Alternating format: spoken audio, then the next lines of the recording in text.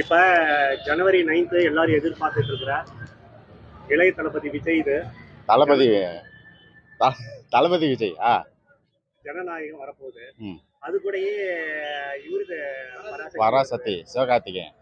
சிவகார்த்திகேயன் அவங்களோட எக்ஸ்பெக்டேஷன் எப்படி இருக்கு? எனக்கு எக்ஸ்பெக்டேஷன்னா ஜனநாயகம் தான். சிவகார்த்திகேயன் கிட்ட கண்ணு கொடுத்ததுலேருந்து அந்த கண்ணு ரொம்ப வேலை செய்யுதுன்னு நினைக்கிறேன். அதுக்கப்புறமேட்டு படம் வந்தால் தெரிஞ்சிடும்.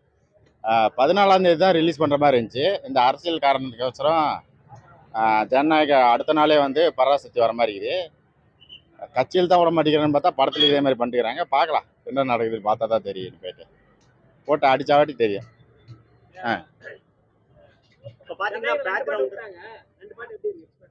ஃபர்ஸ்ட் பாட்டோட செகண்ட் பாட் நல்லா இருக்குது. ஒரு மாதிரி நமக்கு வைப்லேயே இருக்கு. அனிருத்தோட பாட்டுனா அந்த பாட்டாக தான் இருக்கும். நம்ம அந்த இந்தியன் டூவில் ஒரு பாட்டு போட்டுருந்தது அந்த ஸ்டைலில் ஒன்று இருக்குது. ஆனால் நல்லா இருக்குது. ஒரு மாதிரி வைப்லேயே இருக்குது. இது பகவத் கேசரி அந்த கேசரி இந்த கேசரிலாம் சொல்கிறாங்க. போஸ்டர் விட எனக்கு அந்த படம் மாதிரி தெரில. அதோட ஒன்லைன் மட்டும் எடுத்து வச்சு ஹெச் வினோத் வந்து வேற லெவலில் ஏதோ சம்பவம் பண்ணி வச்சிருக்காரு மட்டும் தான் தெரியுது. ஆனால் கடைசி படம்னால ஒரு ஒரு நல்லபடியாக அனுப்பணும் அப்படின்னு நினச்சிட்டு தான் ஹெச் வினோத் பண்ணியிருக்காரு. நம்ம அட்லிகிட்ட கொடுத்துருந்தா இன்னும் சூப்பராக பண்ணியிருப்பாரு. ஹெச் வினோத் எப்படி பண்ணியிருக்கான்னு பார்த்தா தான் தெரியும். இல்லை அவர் ரெகுலராக நடிச்சுட்டே இருந்தால் பரவாயில்லன்னு தான் நினைக்கிறேன். அரசியல் எனக்கு சுத்தமாக பிடிக்கல. அது ஏன்னு தெரில எனக்கு. ஏன்னா அரசியல் வந்த பிறகு எல்லாத்துக்கும் அரசியல் இப்படி தான் போயிட்டுருக்குன்னு தெரியும். பட் ஆனால் நமக்கு அந்த விஜய் பார்க்கணுன்னு எனக்கு விருப்பம் இல்லை. எனக்கு படத்தில் ஒரு ஆக்டராக பார்க்கணும் தான். ஏன்னா ஒரு நல்ல ஆக்டர் வந்து இப்போ தமிழ் சினிமா வந்து மிஸ் ஆகுதுன்னு தான் கொஞ்சம் வருத்தமாக இருக்குது. ஏன்னா இந்த வருஷம் தளபதி விஜய் எந்த படமுமே இல்லை. அது இன்னும் பெரிய வருத்தமாக இருக்குது. பண்ணிட்டோம் பார்க்கலாம். சுதா கொங்கராக எனக்கு பிடிக்கும். ஏன்னா அது சூரரை போட்டு அந்த மாதிரி படங்கள்லாம் ரொம்ப சூப்பராக பண்ணியிருக்காங்க. ஆனால் சிவகார்த்திகேயன் வச்சு என்ன பண்ணுறாங்க தெரியல. மூணு புலி வச்சுட்டு ஒரு சிங்கத்தை அடிக்கலாம்னு பிளான் பண்ணிட்டுக்கிறாங்க. சிங்கம் யாருன்னு நீங்களே கண்டுபிடிச்சிக்கோங்க. அந்த 3 புலி யாருன்னு நீங்களே கண்டுபிடிச்சிக்கோங்க. அதனால ஒரு இப்போ பார்த்தீங்கன்னா 2 படம் வருது. 2 படத்துல வந்து சிவகார்த்திகேயன் படம் வரதை வந்து எதுக்கு விடுறாங்க அப்படின்ற மாதிரி பேசுறாங்க.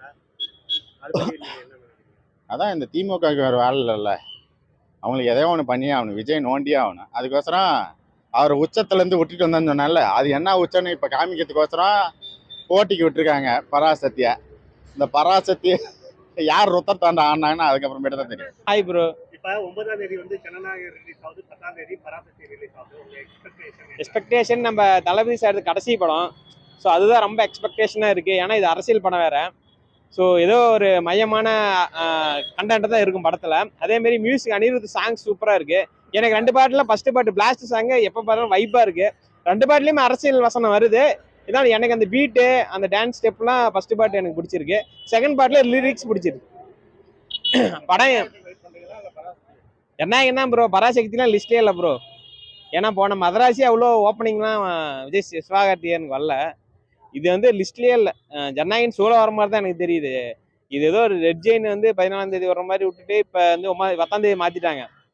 ஏன்னா அந்த ஒரு வாரம் வசூல் போயிடும், ஒன் சைடாக போயிருங்கிறதுக்காக, வசூல் குறைக்கிறதுக்காக. அதெல்லாம் வந்து அவர் லிஸ்ட்லேயே இல்லை. என்ன பாருங்க, பராசக்தி ஏறிக்கிட்டு தான் இருக்கும். ஜனநாயகன் வந்து பயங்கரமாக இருக்கும்.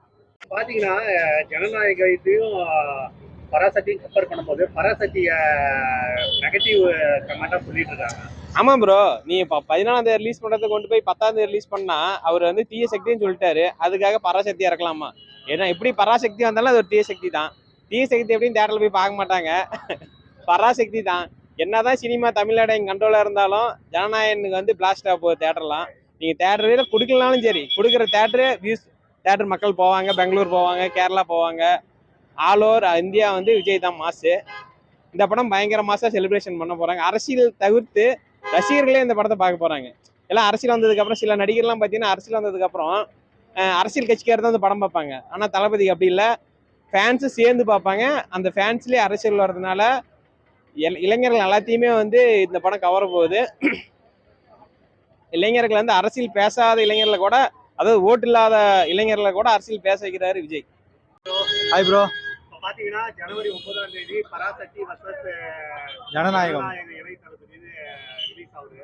உங்க எக்ஸ்பெக்டேஷன், என்னோட படத்தோட எக்ஸ்பெக்டேஷன்? எப்பயுமே இளைய தளபதியோட ஜனநாயகம் தான். அதுக்கு நான் ஒன்றும் பண்ண முடியாது. பராசக்தி தீய சக்தியாக வருது, அதை அடித்து போட்டு நம்ம ஜனநாயகம் மேலே நிற்க போகுது.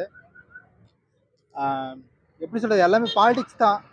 சோலோவாக வந்திருக்க வேண்டியது, நானும் போட்டிக்கு வருவேன் துப்பாக்கியை கையில் கொடுத்ததுனால என்ன வேணா பண்ணலாம்னு நினச்சிருக்காங்க.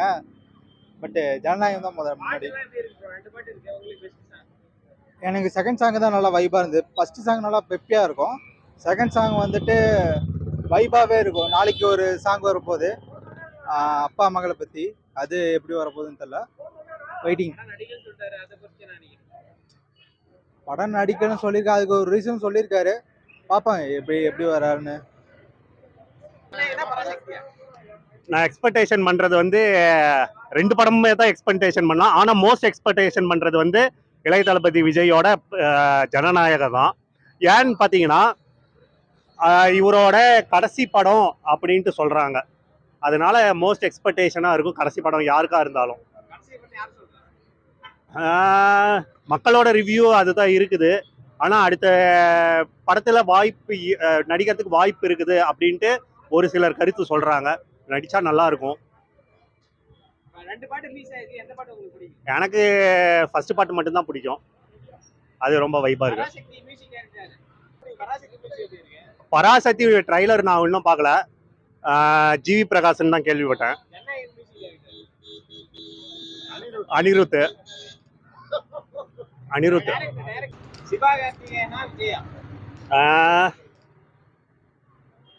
ரெண்டு பேரையுமே ஈக்குவலில் வைக்கலாம். ஆனால் இப்போ பார்த்தீங்கன்னா விஜயோட ஃபேன்ஸ் தான் அதிகமாக பார்த்துட்டு இருக்கிறாங்க. இந்த படம் இதாக உண்டு. ஆனால் சிவகார்த்திகேயனோட படம் பராசக்தி வந்து எதனால 14th இருந்து 10th தள்ளி போட்டாங்கன்னு தெரியல. 14th இருந்திருந்தா கொஞ்சம் ஃபுல்லாக இருக்கும் ஷோவு. என்னோட அசம்ஷன்ல சொல்கிறேன். ஜனநாயகம் வரதுனால கண்டிப்பாக அடிபடும். பராசக்தி தான் அடிபடும். ஏன்னா மோஸ்ட் எக்ஸ்பெக்டேஷன் ஒரு எக்ஸாம்பிள் 10 பீப்புள்ஸுக்கு ஒருத்தர் தான் பராசக்தி சொல்றாங்க. No comments.